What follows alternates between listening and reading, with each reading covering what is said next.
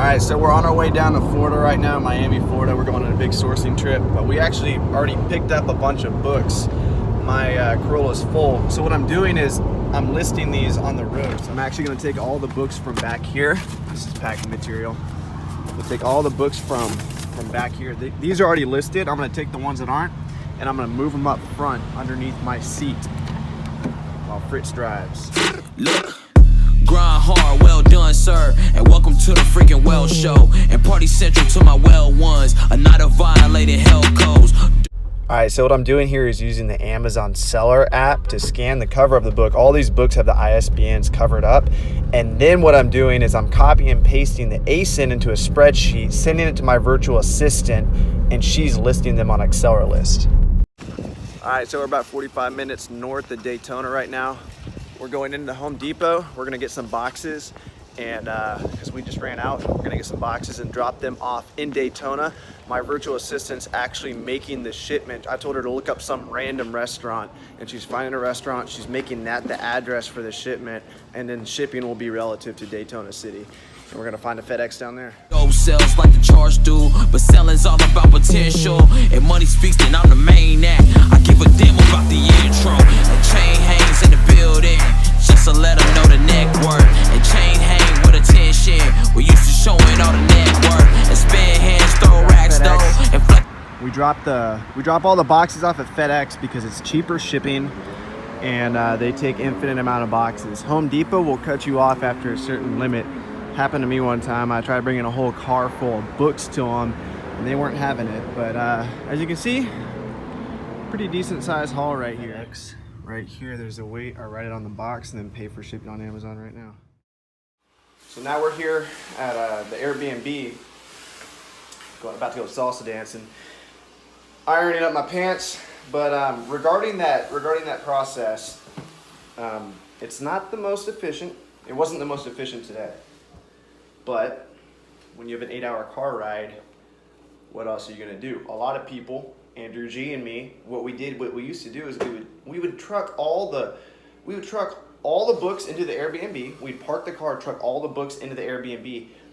One time on the 3rd floor, stupid damn decision to truck all the books all the way up. So I mean, if the books had barcodes, which almost all books have barcodes. This was an anomaly. The source we got these from, all the barcodes were covered up.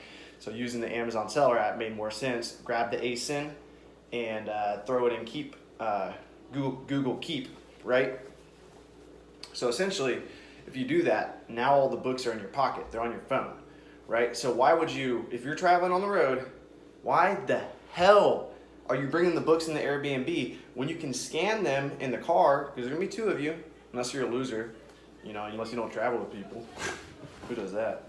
Go watch my old videos. I used to travel America by myself. And I'm actually planning a trip to go to Canada by myself soon. But think about it.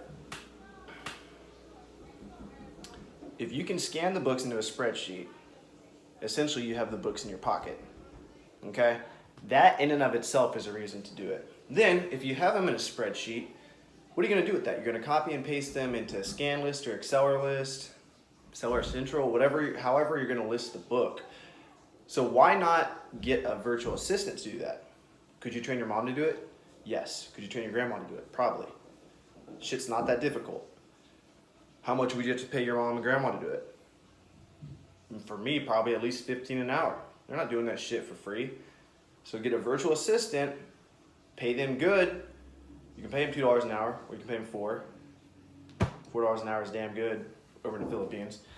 So you're giving someone a great opportunity overseas. $4 an hour translates to about $15 an hour here. So you're giving someone a good opportunity overseas. You're not trucking shit up 3 stories at an Airbnb. You're not wasting your own time.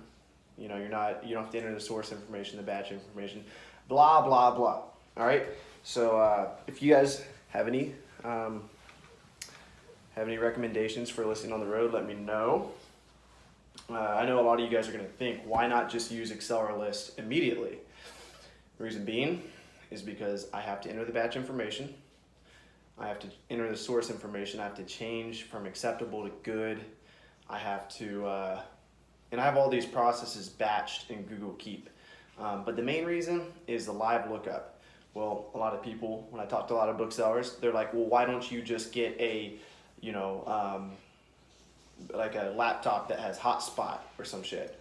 The reason why I don't do that is there are so many places, big cities, small cities, country, middle of nowhere, that have no service. You can scan all these in a spreadsheet, use Google Keep, not Notes. If you use Notes, what's gonna happen is you're gonna what's gonna happen one time, you're gonna highlight all the ISBNs that you just scanned in the spreadsheet, and you're gonna click back.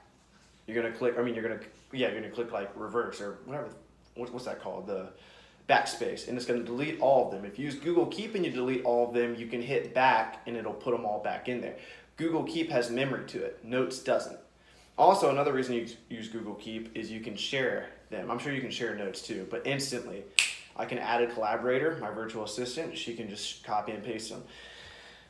Reason why you don't use Home Depot is Home Depot will cut you off. So after a certain amount of books, if you bring too many books, too many boxes, they'll be like, dude, I'm sorry, get out. Happened to me once, happened to another bookseller. I used to use Home Depot all the time. Maybe you can get away with it, maybe you can't. And Home Depot is only FedEx, I believe. Staples is only UPS. I've never gotten kicked out of Staples before, but I'm sure they're the same way. So FedEx, I think FedEx is the best way to go. It's the cheapest. If your Airbnb is cool enough, they'll let you schedule a pickup. I haven't tried that yet. Plus, I'm in Florida and it rains all the time. That's just a situation I don't want to make.